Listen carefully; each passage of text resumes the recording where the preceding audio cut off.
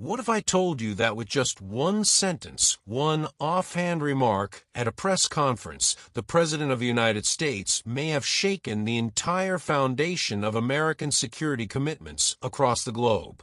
Not a policy paper, not a formal announcement, just a few words that sent shockwaves from Taipei to Tokyo, from Brussels to Canberra.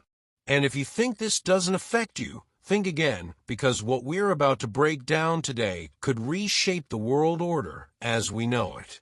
Stick with me on this one, folks, because this story is far bigger than the headlines suggest.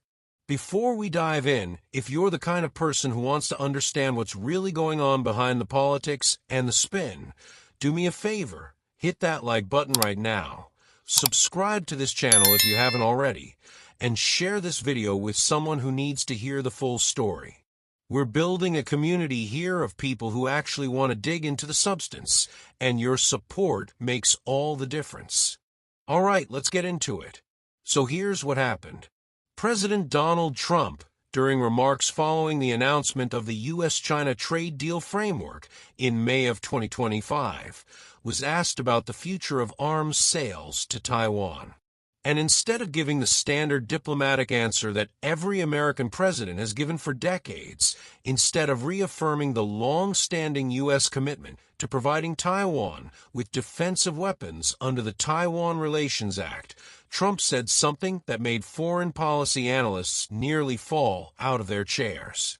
He indicated casually, almost as if it were a minor detail, that arms sales to Taiwan could be part of the broader discussions with Beijing. He signaled that this was something he'd be willing to talk about with Chinese President Xi Jinping. Now, let me be very clear about why this matters so much. For over 45 years, the United States has maintained a policy known as strategic ambiguity when it comes to Taiwan. The basic idea is this. The U.S. acknowledges that China claims Taiwan as part of its territory, but at the same time, America sells Taiwan defensive weapons and maintains an implicit, though not explicit, commitment to come to Taiwan's defense if China were to invade. This policy has kept the peace in the Taiwan Strait for decades. It's one of the most successful deterrence frameworks in modern history. And with one remark, President Trump suggested that the weapons piece of that equation might be negotiable. Let's put this in perspective. Taiwan is not just some abstract geopolitical chess piece. Taiwan is the world's most critical producer of advanced semiconductors. Taiwan's semiconductor manufacturing company, known as TSMC, produces somewhere around 90% of the world's most advanced chips. These are the chips that go into your phone, your car, your laptop, military equipment, artificial intelligence systems, and virtually every piece of modern technology you can think of. If China were to take control of Taiwan, either through military force or through coercion enabled by the withdrawal of American security support, the implications for the global economy would be absolutely staggering. We're talking about disruptions that would make the COVID supply chain crisis look like a minor inconvenience.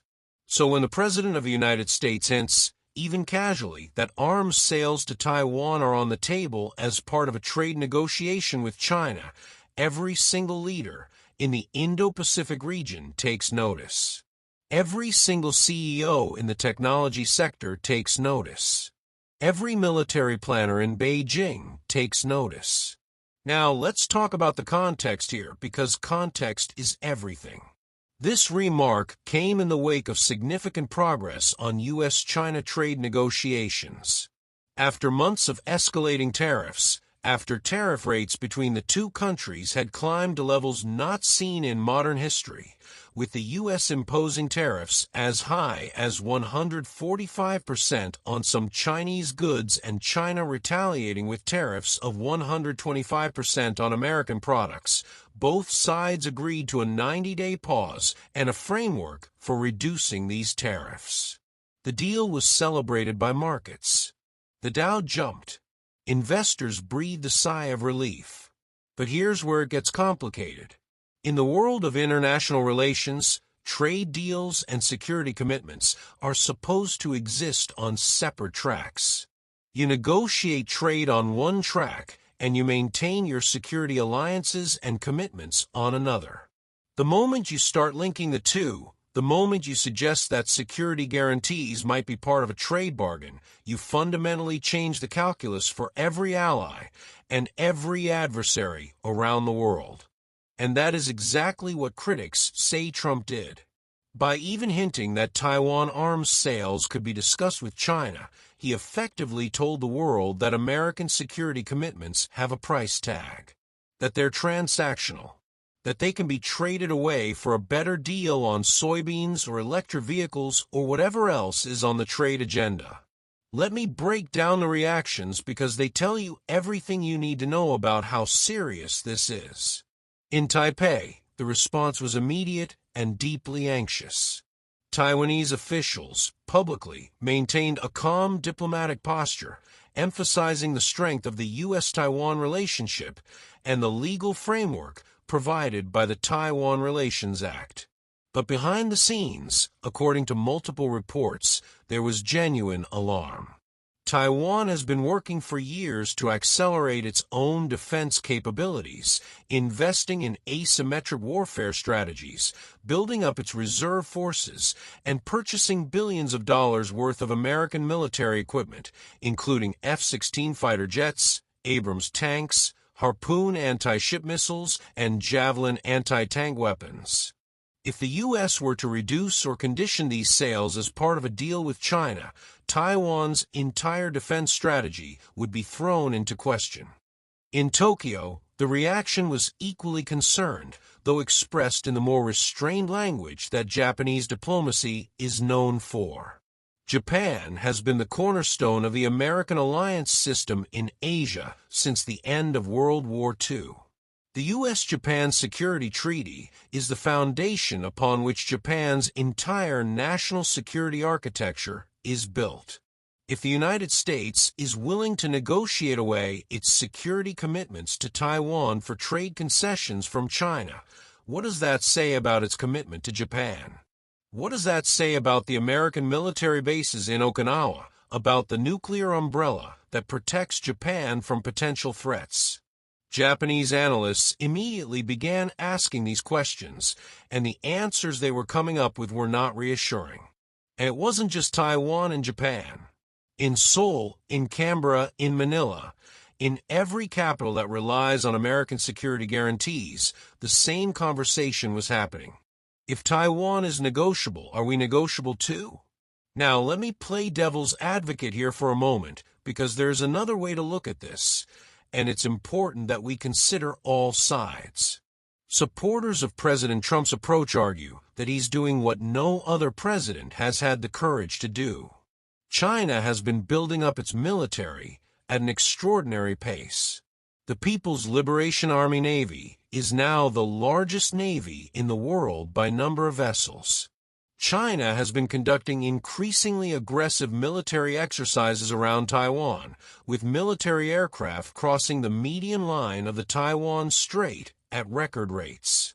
Trump's supporters say that strategic ambiguity is really strategic stagnation. They argue that by putting everything on the table, including arms sales, Trump is creating leverage. He's telling Beijing that if they want the U.S. to pull back on Taiwan, they need to offer something massive in return, whether that's real trade concessions, cooperation on fentanyl, or restraint in the South China Sea. There's also the burden-sharing argument. Why should American taxpayers foot the bill for defending Taiwan if Taiwan's defense spending has historically hovered around just 2% of GDP? Trump has pushed NATO allies to spend more, and his supporters say he's applying the same logic here. But here's where that argument starts to fall apart, and I want to be really honest with you about this. There's a fundamental difference between pressuring an ally to spend more on defense and suggesting that your security commitment to them is part of a trade negotiation with their primary adversary. One is tough love. The other is, arguably, abandonment dressed up as deal-making. Think about it this way. Imagine you're a small business owner, and you've hired a security company to protect your store. The security company has been protecting your store for 45 years. You pay them, they show up, and the local gang knows not to mess with you because of that security company. Now imagine that the security company goes to the gang leader and says, "Hey, we might be willing to talk about reducing our protection of that store if you give us a good deal on something else." What happens to the small business owner? Even if the security company never actually follows through, even if it was just a negotiating tactic, the damage is done. The gang now knows that protection is negotiable, and the business owner now knows they can't fully trust their security company. That's essentially what happened here, except the stakes aren't a corner store. The stakes are the peace and stability of the most economically dynamic region on Earth. Let's go deeper into the strategic implications because this is where it gets really fascinating and, frankly, really scary. China's strategy toward Taiwan has always been multi-layered. Military invasion is actually the option of last resort for Beijing. What China really wants is to achieve reunification without firing a shot through a combination of economic pressure, diplomatic isolation, military intimidation, and the gradual erosion of Taiwan's will to resist. The goal is to make Taiwan feel so alone, so unsupported, so vulnerable, that it eventually accepts some form of political arrangement with the mainland. American arms sales to Taiwan have been a critical counterweight to this strategy. Every time the U.S. approves a major arms package for Taiwan, it sends a signal, not just a military signal, but a political and psychological one. It tells Taiwan, we're still here. It tells China, we're still watching.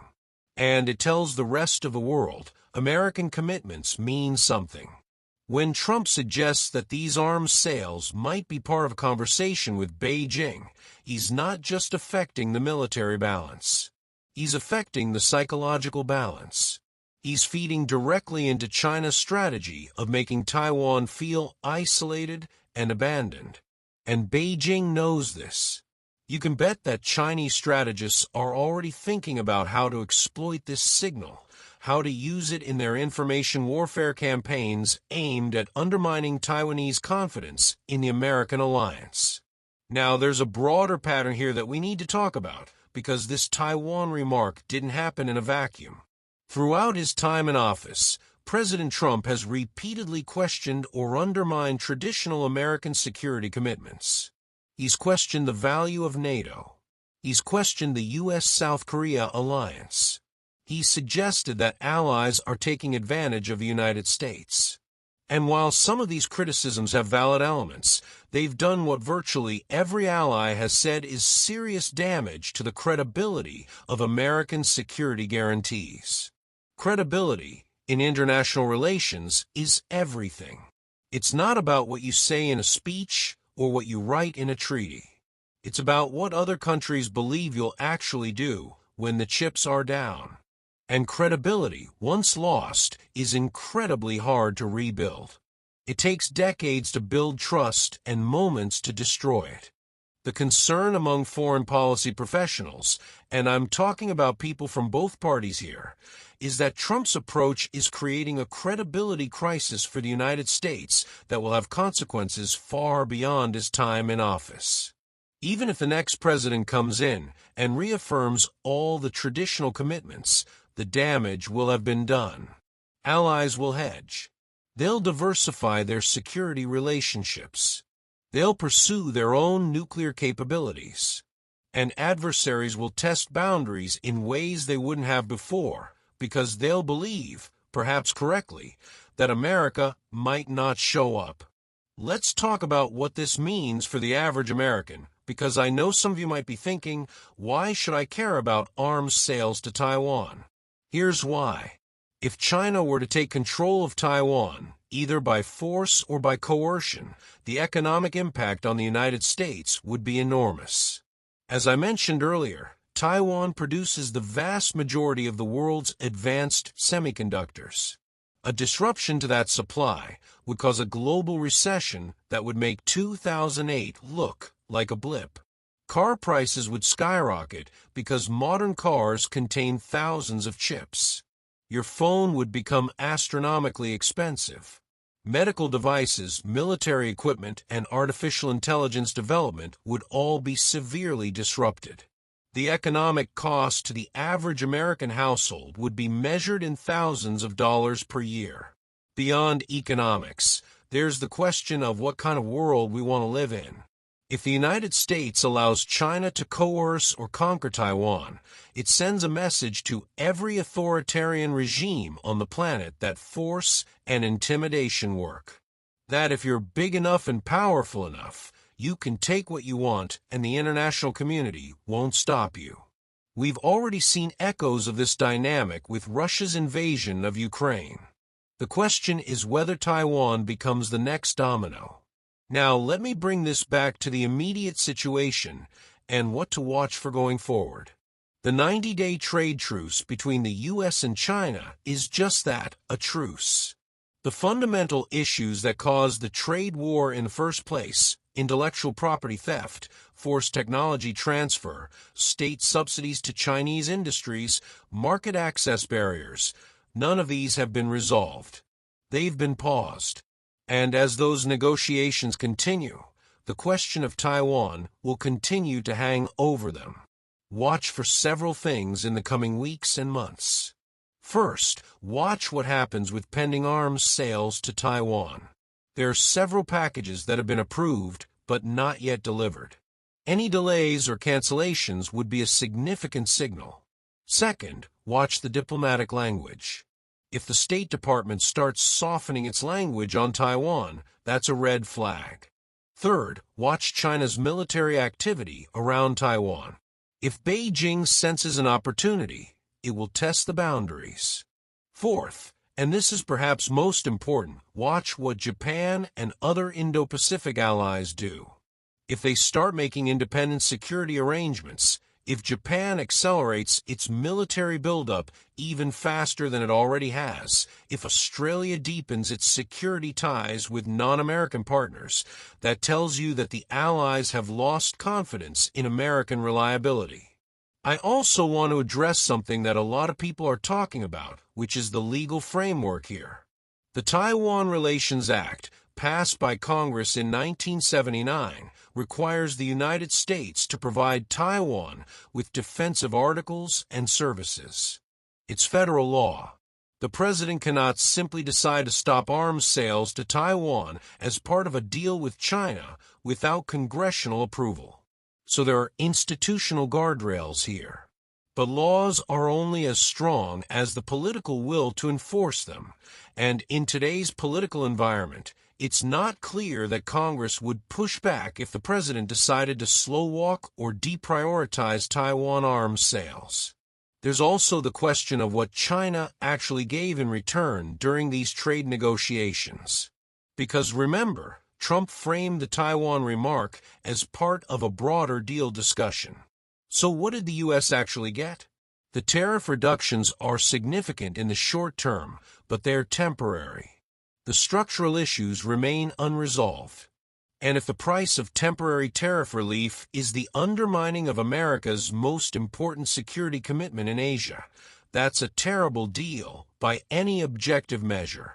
You're trading short-term economic relief for long-term strategic vulnerability. Let me wrap this up with a bigger picture thought, because I think it's important. We are living through a period of genuine geopolitical transformation. The post-World War II order that the United States built and maintained for over 75 years is being challenged in ways we haven't seen in generations. Russia is waging war in Europe. China is asserting dominance in Asia. Middle powers are hedging their bets and looking out for themselves. And the United States, the country that built this order and has been its primary guarantor, is sending signals, whether intentionally or not, that it may not be willing to maintain it. The Taiwan question is at the heart of this transformation. It's not just about one island. It's about whether the United States is still a reliable partner. It's about whether deterrence still works. It's about whether the rules-based international order that has kept great power peace for nearly 80 years can survive. And that, folks, is why one offhand remark about arms sales to Taiwan matters so much. Because in international relations, signals are everything. And the signal that was just sent is being heard loud and clear around the world. What do you think? Is Trump playing four-dimensional chess, creating leverage that will ultimately strengthen America's position? Or is he undermining the very foundation of the alliance system that has kept the peace for decades? Drop your thoughts in the comments. I genuinely want to hear from you, whether you agree with me or not. This is a conversation we need to be having as a country. And if this video helped you understand what's really going on, if it gave you something the mainstream coverage missed, then please hit that like button, subscribe if you haven't already, and share this with someone who cares about where this world is heading. Every like, every share, every subscription helps us keep doing this kind of deep analysis. I'll see you in the next one. Stay informed, stay critical, and never stop asking questions.